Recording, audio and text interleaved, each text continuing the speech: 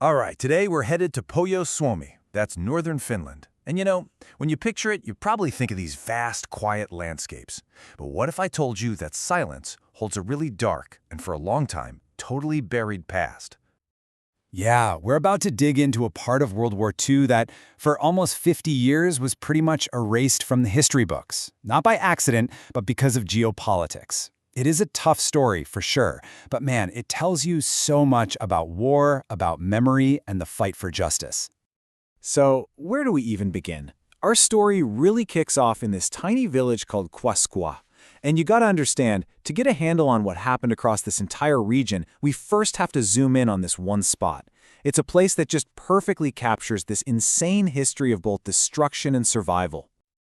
Okay, get this. This one little village, it was completely wiped out not once, not twice, but 3 separate times during the war, and by 3 different armies. First, their own Finnish army torched it with a scorched earth policy, then Soviet partisans attacked it, and to top it all off, the retreating German army burned it down. I mean, can you even imagine? This unbelievable cycle of destruction is really what sets the stage for the story we're diving into. So that's Kuoskuun. But what happened there wasn't an isolated incident, not by a long shot. Let's zoom out now and look at the bigger picture, because that attack was just one piece of a much wider, much more brutal campaign that was being carried out by Soviet partisan units right inside Finland's borders. And this is where things get really interesting, because it highlights this massive contradiction. See, the official Soviet goal, the reason they said they were there, was to disrupt German military logistics, hit supply lines. But the reality on the ground, it was something completely different. The targets they were actually hitting weren't military convoys. They were remote, undefended farms and villages full of civilians. Just look at the numbers. Between 1941 and 1944, we're talking about a total of 45 separate documented attacks. And these weren't military targets. These were attacks aimed specifically at civilian communities. And the human cost? Well, for these really remote, sparsely populated areas, it was just devastating. Around 180 civilians were killed. And let's be crystal clear about who we're talking about here. These weren't soldiers caught in the crossfire. These were farmers, women, children, the elderly, just regular people. When you look at what they did, it becomes clear this wasn't just about killing.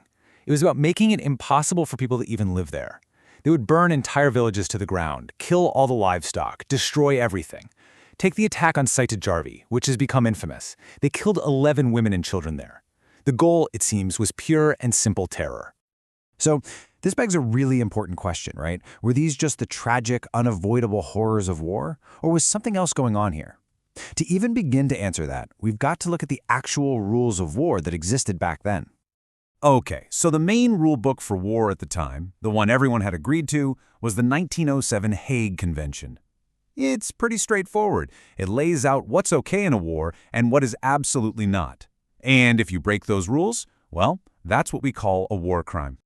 Now, look at this.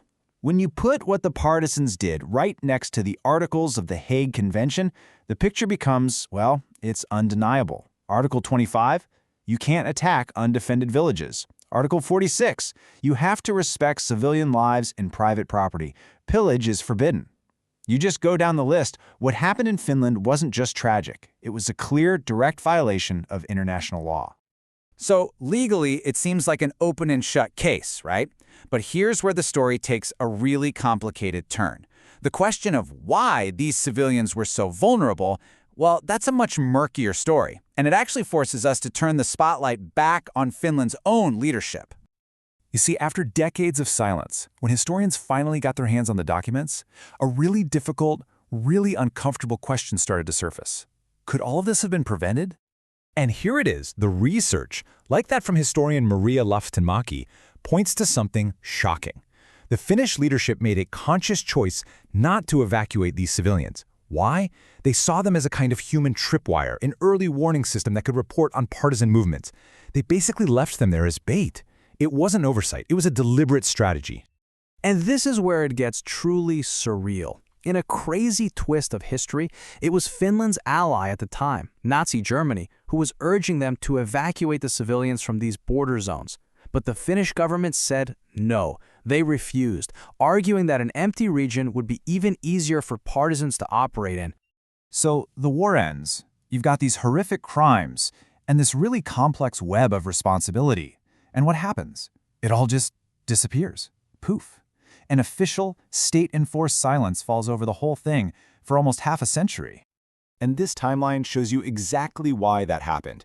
After the war, Finland had to walk on eggshells. They were right next door to the massive Soviet Union, and their entire foreign policy became "don't poke the bear." In that political climate, bringing up war crimes committed by Soviet partisans, absolutely impossible. The truth and the stories of the victims were basically sacrificed for the sake of political stability. But then, something huge happens. The Soviet Union collapses. The Cold War ends. And suddenly, that suffocating political pressure is gone. And that's when the survivors and the children of those who were killed started to speak up. They began this long, incredibly difficult fight to get the truth out. And you know who led this charge? It wasn't the government. It was regular people. Journalists like Vaiko Erkila, local community groups, people who just refused to let this history be erased. They started doing the hard work themselves, digging through archives, gathering testimonies, and piecing together what had really happened. And guess what? It worked. All that relentless pressure from the ground up eventually forced the government to listen. It started small, with an association founded right back in Kuoskuun. Then, finally, in 2003, a law was passed that gave a small compensation. A couple years later, another law provided state-funded rehab for the survivors. And today, you can go there and see the memorials. The work to remember is still going on. So this whole story of Pohjois-Suomi, of this forgotten war, it really leaves you with a big question, doesn't it? When a country's painful history gets buried by politics, whose job is it to dig it back up? What this story shows us, so powerfully, is that sometimes the duty to remember falls on the shoulders of the very people who were ordered to forget.